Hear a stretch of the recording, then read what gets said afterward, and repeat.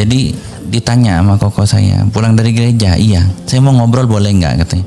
Akhirnya diajak taruhan Bang Rafli. Kalau saya kalah debat, saya murtad, saya ikut kamu ke gereja besok, Minggu kan, saya ikut ke gereja kebaktian lagi. Tapi kalau kamu kalah, kamu syahadat malam ini.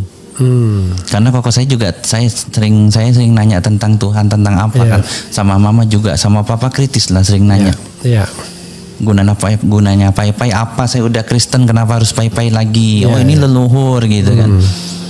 Dalam Quran kan juga dibilang ngikutin agama-agama, orang-orang tuh cenderung bangga ngikutin agama sebelum kakek nenek. Dia ngelihat saya berulangnya kritis kali, diajaklah debat, saya layanin debat. Debat lah tuh tentang ketuhanan, biasa Trinitas ya. Ya gitu, Bapak Roh Kudus gitu kan, Tuhan Allah gitu. Nah, mungkin poinnya saja ditanya sama koko saya, kamu yakin Yesus itu Tuhan? Yakin lah saya bilang, kan itu emang ajaran. Kamu juga dulu pernah Protestan. Nah, karena itu saya keluar katanya. Karena itu saya jadi Muslim, konsep ketuhanan, bukan ngerendahin dia bilang. Ya emang kenapa sih bilang? Kata koko saya gini, kita kemarin habis nonton Superman 4. Katanya habis nonton Superman 4, Superman itu ditembak aja kagak bisa ya katanya. Ciptaan siapa? Ciptaan Tuhan lah, tapi kan film. Udahlah, seandainya ada ciptaan siapa? Ciptaan Tuhan. Superman aja bisa terbang, nggak bisa dilukain orang katanya, kecuali orang yang kuat. Masa iya Tuhan disalib sama ininya, sama ciptaannya katanya. Ya gitu. Tapi dia kan ikhlas nebus dosa. Gini, kalau kamu ikhlas, nih kamu punya uang 10.000, saya minta, kamu ikhlas, kamu teriak enggak? Enggak. Misalnya saya minta nih, Dek, saya minta nih uang kamu 10.000, kasih saya. Kalau kamu ikhlas, kamu bilang yang lain atau langsung kamu kasih? Langsung saya kasih, saya bilang. Nah, waktu Yesus itu disalib teriak apa? Ngomong apa? Kalau nggak teriak ngomong apa dah? Eli lama sabachthani. Saya tahu apa itu artinya katanya. Tuhan kenapa engkau meninggalkanku? Nah kalau orang teriak begitu, ikhlas nggak disalib? Diem saya. Orang saya juga masih bingung masalah penebusan dosa. Pada dosa kita ditebus sama Yesus, ngapain kita ibadah? Kan kayak gitu. Soalnya kita masa remaja, bandel-bandelnya kan gitu. Terus ya sudah, diam saya kan. Nah intinya saya kalah tentang perdebatan tentang ketuhanan. Mikir dibiarin dulu tuh, dibiarin mikir. Terus kata koko saya gini, kamu tahu Bunda Maria? Oh tahu lah Bunda Maria. Bunda Maria siapa yang ngamilin? Nggak ada lah perawan suci. Nah dalam Islam pun sama. Berarti sama dong, saya nggak usah pindah agama. Saya bilang bentar. Dibilang Bunda Maria ngelahirin siapa? Yesus, saya bilang. Nah kalau dalam Islam dia namanya Maryam, ngelahirin itu Nabi Isa, yaitu Yesus juga. Iya kan sama, saya bilang. Selesai dong debat kita, saya bilang. Karena saya udah ngerasa kalah juga kan, nggak mau juga masuk Islam tuh saya. Bentar, ini belum selesai katanya. Kita baru masuk bahasan Trinitas. Sekarang kita bahasan penyanggahnya. Tiang penyanggah dia bilang. Saya bilang kan sama, apanya yang masalah? Maryam perawan suci, Maria perawan suci, Maria ngelahirin Yesus, Maryam ngelahirin Isa, sudah selesai. Kata koko saya, nggak gitu. Yesus siapa? Anak Maryam, saya bilang. Iya, posisinya siapa? Dalam Kristen, Tuhan, saya bilang. Itu masalahnya, dia bilang. Apa masalahnya? Toh Maryam juga ngelahirin Yesus, saya bilang. Cuman kalian aja nyebutnya Isa. Kan Van Kuy nyebutnya Isa, saya bilang. Saya dulu ngomong Van Kuy, rasis saya. Tambah benci itu kan. Ya sudah, saya bilang.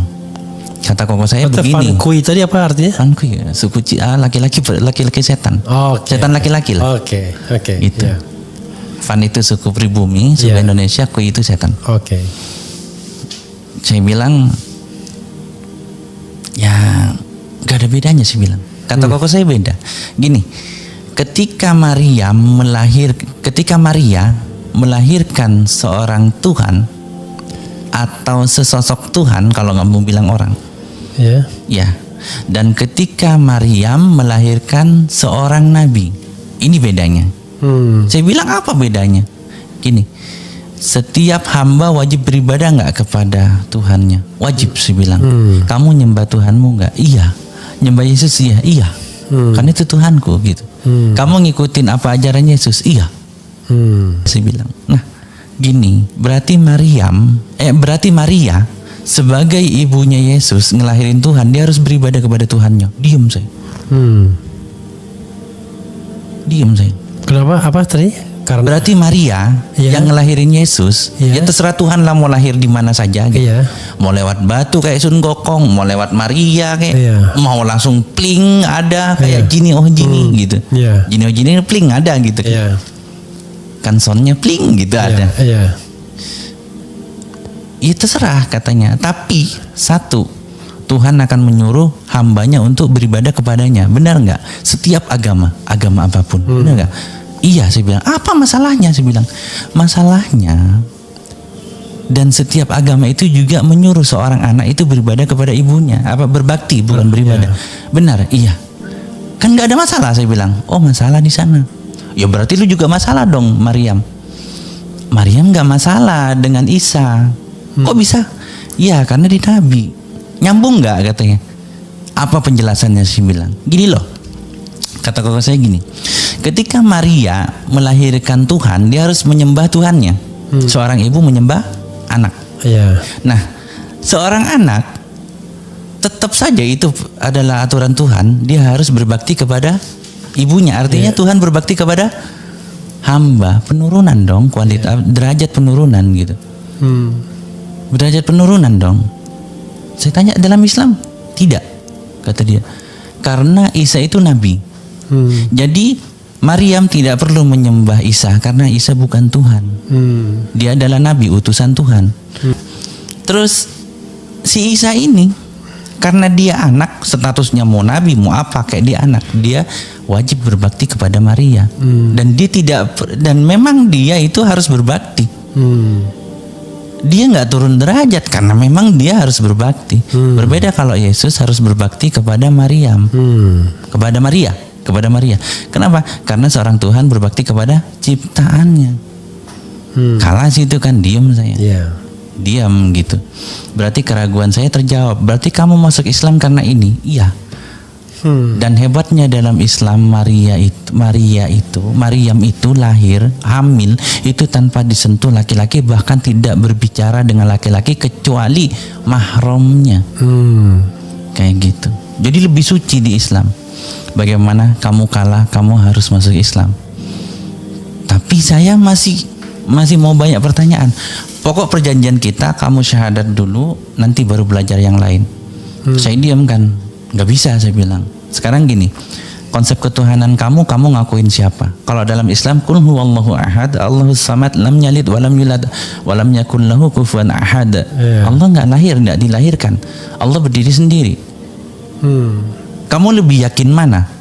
Tuhanmu itu maha perkasa, yang tidak lahir, tidak dilahirkan, tidak membutuhkan manusia, tidak harus nyembah manusia, tidak harus berbakti kepada manusia, atau Tuhan yang mati di salib manusia, walaupun katanya penebusan dosa, tetapi berteriak Eli Eli lama sabaqtani.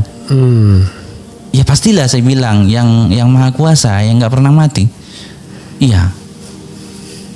Nah, terus saya tanya lagi, kamu tentang konsep Tuhanmu, kamu ridho, rela bukan ridho, kamu rela kalau Tuhanmu itu di bawah komando makhluk ciptaannya?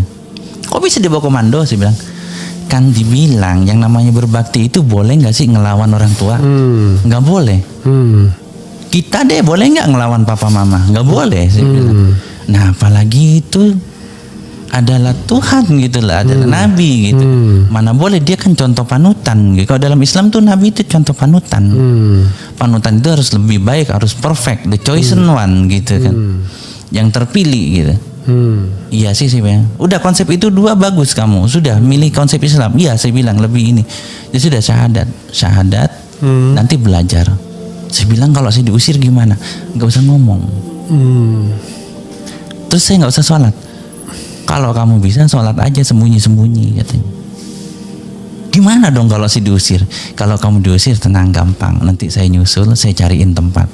Begitu sama koko saya. Cuman jangan ngasih tahu kemana-mana. Akhirnya deal saya syahadat. Di rumah ya? Di kamar.